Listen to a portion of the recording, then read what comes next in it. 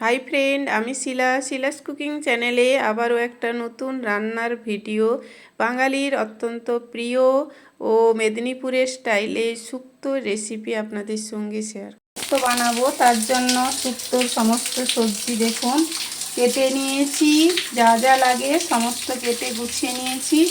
একটা মশলা বানাবো কাজু, পোস্ত, কালো সর্ষে, মৌরি দিয়ে। আর ফোড়নে দেব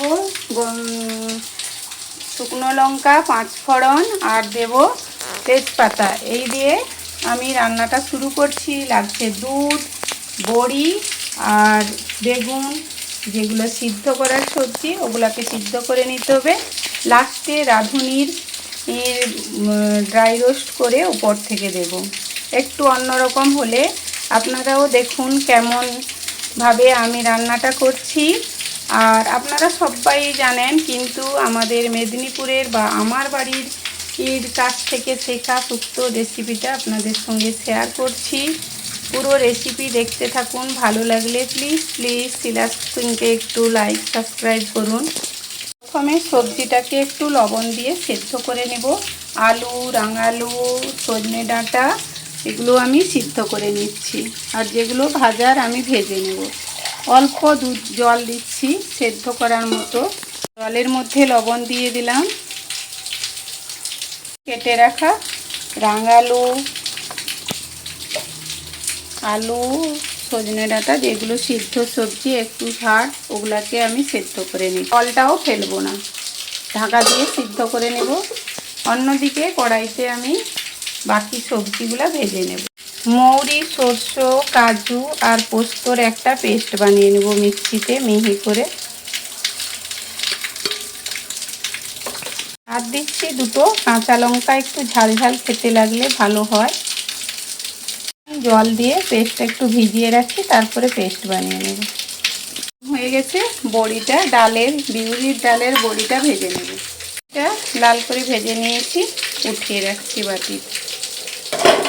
কাঁচকলাগুলো ভেজে নেব। দিচ্ছি একটু লবণ,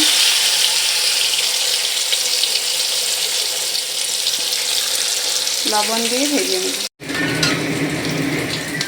এখন কাঁচকলাগুলো দেখুন ভাজা হয়ে গেছে, উঠিয়ে রাখছি।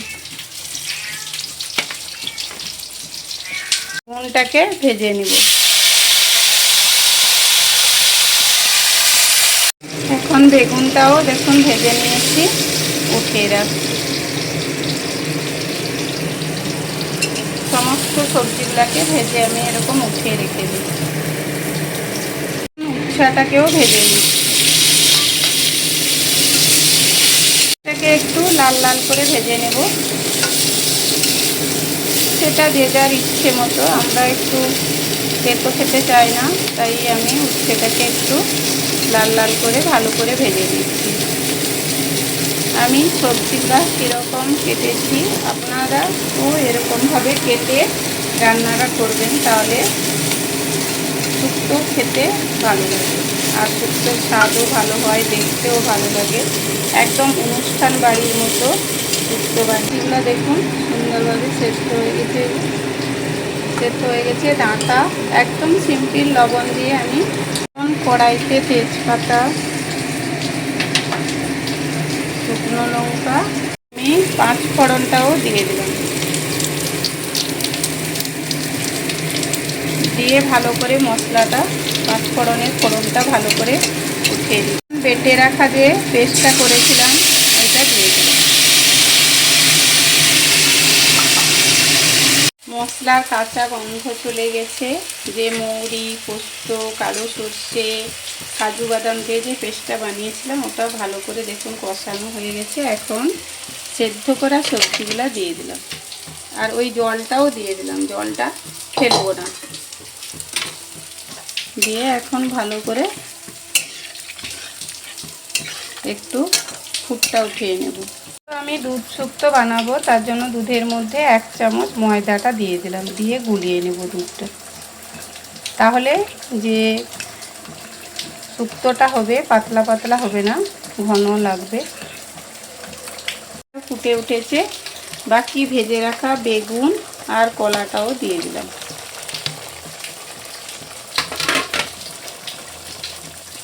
কলাটা দিয়েও মিশিয়ে নেব। ভেজে রাখা উচ্ছাটা দিয়ে দিলাম। ময়দা গুলানো দুধটা, যেহেতু দুধযুক্ত তাই একটু ময়দা গুলিয়ে দুধটাও দিয়ে দিলাম।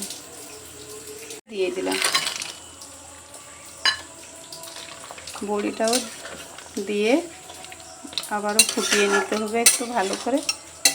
আমি রাঁধুনিটা আগে থেকে ভেজে গুঁড়িয়ে রেখেছিলাম, ওটা একটু দিয়ে দিলাম। শুক্তো একটু মিষ্টি মিষ্টি খেতে হয়, তাহলে 1 চামচ মতো চিনি দিলাম। এটা আপনাদের পছন্দ মতো আপনারা চাইলে দিতে পারেন, নাও দিতে পারেন। দিয়ে আবারও ভালো করে একটু মিশিয়ে নেব। দেখুন আমার সমস্ত গ্রেভিটাও একদম পাতলা হয়নি, আর সুন্দর একদম অনুষ্ঠান বাড়ির মতো একদম খেতে লাগে। অবশ্যই আমার এই রেসিপিটা ট্রাই করুন। আমার শুক্তো রান্না হয়ে গেছে। আর যদি এইরকম শুক্তো আপনারাও বাড়িতে বানাতে চান, অবশ্যই আমার রেসিপিটা ফলো করুন। ভালো লাগলে প্লিজ চ্যানেলটা লাইক সাবস্ক্রাইব করুন।